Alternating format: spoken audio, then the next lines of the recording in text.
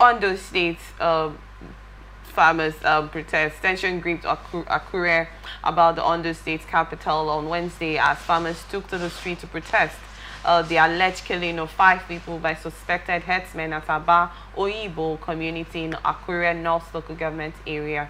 It was gathered that the assailants invaded the community in the early hours of Wednesday, opening fires on the victims. The fresh killings come barely 2 weeks after no fewer than 14 people were reportedly murdered by gunmen in 4 communities, which are Ademekun, Aba Pastor, Aba Sunday, and Alajido, all in the same local government area. Angry protesters stormed the governor's house office in large numbers, chanting solidarity songs and calling on Governor Lucky Ayedatiwa to urgently intervene and halt the unrelenting attacks on farmers. One of the protesters, identified simply as Jonah, decried the increasing spate of killings, alleging that the attackers infiltrated the state through Edo. We are being slaughtered without anyone doing anything. Akure North is under siege. We are farmers, not criminals. We are appealing to the governor, the police, the army, and the Omotekun to save us from more lives before more lives are lost, he said. Well, if you actually watch this video, it was actually a sad one, and this is just one out of many situations, just like we discussed about the Bayelsa State incident. You know, imagine the scenario that happened in Bayelsa State where this men were attacked because an elder person was sexually assaulted. Just imagine how all of this is going through, where all of this has been going, and the fact that Ondo State farmers have come to cry that nobody has been listening to them. So do you think these measures you have stated will be taken in Bayelsa State? In as much as there has come to say we're going to enforce anti-grazing law in the state in order to curb this herdsmen attack, do you think that will also work in Ondo State? Because this is just about more than 3 incidents that has happened. I mentioned about Aba Oyinbo State incidents and more like it that has been going on. I just want to get your thoughts on this, please. For Ondo, I think the governor has not said anything yet. Even when they tried to meet with the what they call it, the security advisor to the governor, you heard him. He said that they are not being truthful, that they are not being killed because it has not affected either any of his family member. If you understand the value of life, if that advisor, SSA on security matter, either a member of his family has been attacked, he will know the importance. He will know how painful it is to lose a life. But in this case, he has not said anything. The governor hasn't said anything. The advisor is also accusing the people who is being slaughtered of blowing false alarm. I'm saying that if it is for Bayelsa State, you've heard the governor, it means it's his duty. He is the chief security officer of the state. The Doye Duri of Bayelsa. He has come to say, yes, enough is enough. This must stop. But in a situation whereby even the government is accusing the people who is being killed of not being truthful, that they are faking the killing and all that. No. Oga, fear God. Yes, he should. Yes, he should.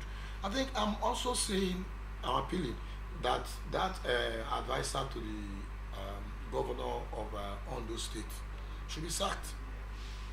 If you ask me, he should be sacked because there is no day these people don't kill people of Ondo. At least I've been privileged to work somewhere which is Ekiti State. I do pass Ondo. Ondo used to be a peaceful place.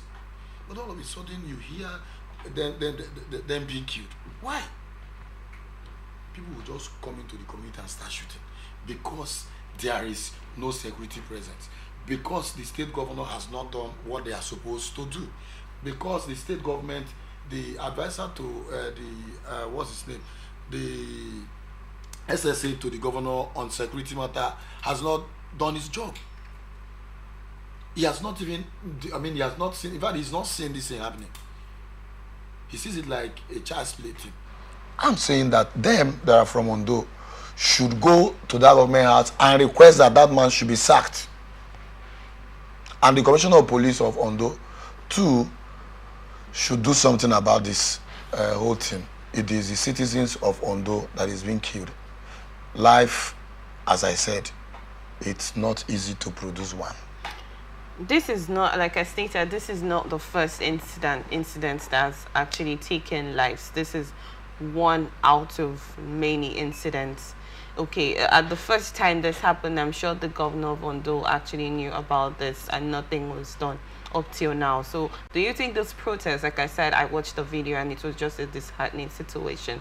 Do you think this incident, this particular one, that 5 just has been taken in just a few days, 14 were lost a few months ago, and then subsequent times there's been attacks on these farmers in their villages in that instance. Aside the attacks, their farm produce has been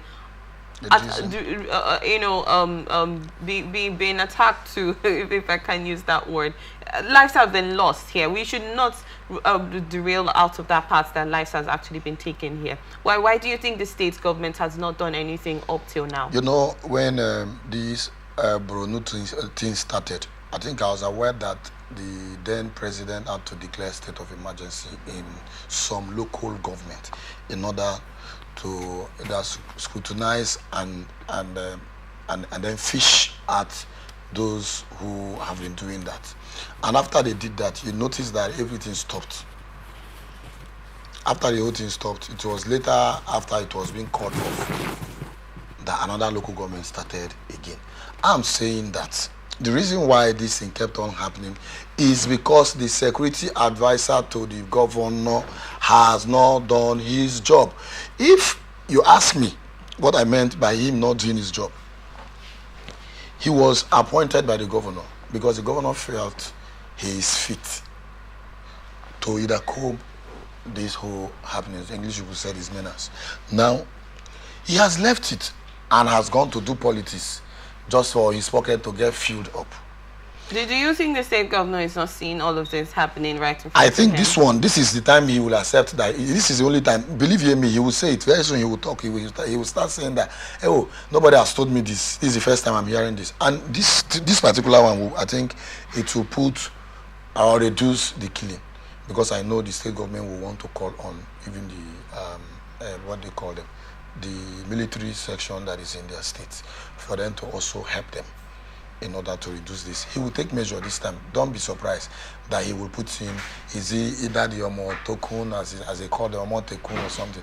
He will also call them and then either have an indoor security meeting with them before either pushing them out there or assigning them to go out there to sort this whole thing and put it to stop. I strongly believe that the governor will do something this time because the world is also watching. Nigeria as a nation is also watching. If Aiyedatiwa did not do anything, the same praises that has been allotted to the then governor Akure Dolu will still go back to Akure Dolu, where they said since Akure Dolu was the governor, nothing of such was happening. But since Aiyedatiwa, after Akure Dolu died, took over government, this whole thing started happening since then until date. If Lucky Aiyedatiwa cannot do anything at this point where his people has been slaughtered like cow and other animal, if he cannot do anything, I am saying that the people should not leave that government house until he either says something or does something that will stop this whole menace from happening. Okay, thank you on that. I'd love to get your thoughts concerning most of this on the states that are actually affected, the crops that are also affected. How do you think this affects the economic value of the country? Because we know right from time that most of these goods that are being brought down to the south are from the north, and the cost of insecurity has actually affected that or reduced the transportation of these goods. And most of these states have the goods they are known for. They produce, this herdsmen attack and insecurity. How do you think that has actually affected the food produce that we consume in the country? It does. If a farmer who has either hectares of land cannot enter the land anymore, either to plant, where would the crop come from? will it fall from heaven? No.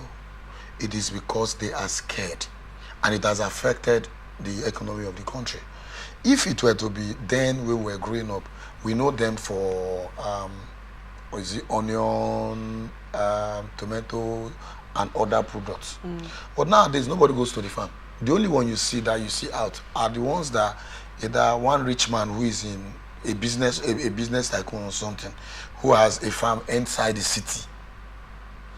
Either he has a farm where he has employed people who are helping him to gather, and by so doing, you know what it means.